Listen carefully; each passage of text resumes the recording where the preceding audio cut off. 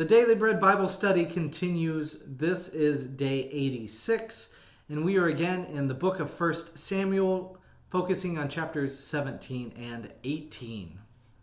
Today, we will see God's blessings with David instead of Saul, which even leads to giants being defeated. So in 1 Samuel 17, while I love the story of David defeating Goliath, I should also note some details are jumbled from what I learned in Sunday school. First, David becomes an armor bearer in chapter 16. In 1 Samuel 16, verse 19, so Saul sent messengers to Jesse and said, "Send me your son David, who is with the sheep." Yet in one chapter later, Saul asked, "Whose son are you?" in 1 Samuel 17, verse 58. Second, the name Goliath appears only 6 times in the Old Testament. It appears in connection with other words including Philistine, Gath, Gittite, Allah, Elhanan, and the phrase spear like a weaver's beam in 2 Samuel 21, verse 19. The stories here in 1 Samuel 17 and 2 Samuel 21, verse 19, along with 1 Chronicles 25, that's all these occurrences of Goliath and the spear like a weaver's beam, seem to shuffle these details around, making these stories oddly similar. It is as if the details of the stories got recycled in order to make narrative points, namely that God gives defeat over the imposing Philistine forces by David and his companions. So regardless of how you address these kind of quirks in the text, let us continue on with the David and Goliath story. So in 1 Samuel 17, verse 4, and there came out of the camp of the Philistines a champion named Goliath of Gath, whose height was 6 cubits and a span. Now he stood and shouted to the ranks of Israel, "Why have you come out to draw up for battle? Am I not a Philistine, and are you not servants of Saul? Choose a man for yourself and let him come down to me. If he is able to fight with me and kill me, then we will be your servants. But if I prevail against him and kill him, then you shall be our servants and serve us." No Israelite is brave enough to stand against the Philistine giant, so the battle and the taunting goes on for 40 days. Jesse, the Bethlehemite, has 3 oldest sons fighting for Israel, and sends his youngest son David to check in on them. While there, the boy hears the giant and sees the people cower in fear. David says, "Who is this uncircumcised Philistine that he should defy the armies of the living God?" In 1 Samuel 17, verse 26, he said that. David's words are heard by King Saul, who calls the young man. In 1 Samuel 17, verse 32, David said to Saul, "Let no one's heart fail because of him. Your servant will go and fight with this Philistine." Saul doubts, then hears David's confidence in verse 37. David said, "The Lord who has saved me from the paw of the lion and the paw of the bear will save me from the hand of this Philistine." So Saul gives David blessing to fight. David is fitted with an armor and a helmet, which are awkward. David removes the armor and the sword, choosing to face the giant vulnerable yet armed with God and a sling. With the minimum needed for battle,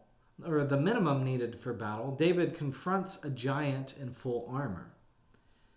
In 1 Samuel 17, verse 42, when the Philistine looked and saw David, he disdained him, for he was only a youth, ruddy and handsome in appearance.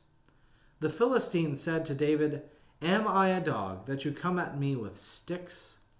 And the Philistine cursed David by his gods. But David said to the Philistine, "You come with me with a sword and spear and javelin, but I come at you in the name of the Lord of hosts, the God of the armies of Israel, whom you have defied. This very day the Lord will deliver you into my hand, and I will strike you down and cut off your head, and give your dead bodies Give the dead bodies of the Philistine army this very day to the birds of the air and to the wild animals of the earth, so that all the earth may know that there is a God in Israel, and that all this assembly may know that the Lord does not save by sword or spear, for the battle is the Lord's, and he will give it into our hand. David put his hand on his back, pulled out a stone, slung it, and struck the Philistine on the forehead. The stone sank into his forehead, and he fell down on his face. With the champion dead, the enemies fled, and the people began to take a strong interest in David. In 1 Samuel 18, verse 1, when David had finished speaking to Saul, the soul of Jonathan was bound to the soul of David, and Jonathan loved him as his own soul. Saul took him on that day and would not let him return to his father's house. So Saul felt it. He understood that David was special, even blessed by God. He saw how his own son Jonathan fell in love with David.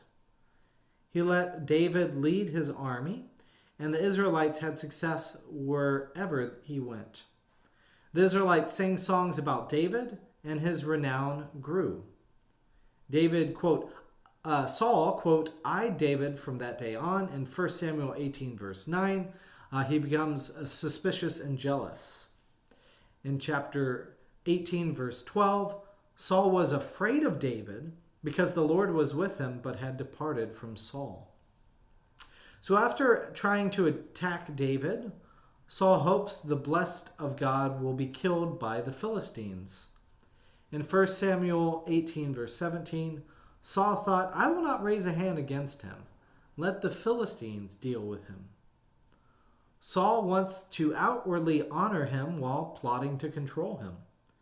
King Saul tries to marry David into his family to keep him close, and David responds with humility, who am I that I should receive this honor? It is no small thing. David asks what King Saul would require as a marriage offering, and Saul tells him to kill 100 enemies, which David goes without issue. King Saul then gets David as his son-in-law, yet this only makes him more jealous. In 1 Samuel 18, verse 28, but when Saul realized that the Lord was with David, and that Saul's daughter Michal loved him, Saul was still more afraid of David. So Saul was David's enemy from that time forward. It was messy, but yes, King Saul's blessings left, and the rise of God's king, King David, is seeing, and we get to see more of it. We'll look forward to continuing in the story of King David next time.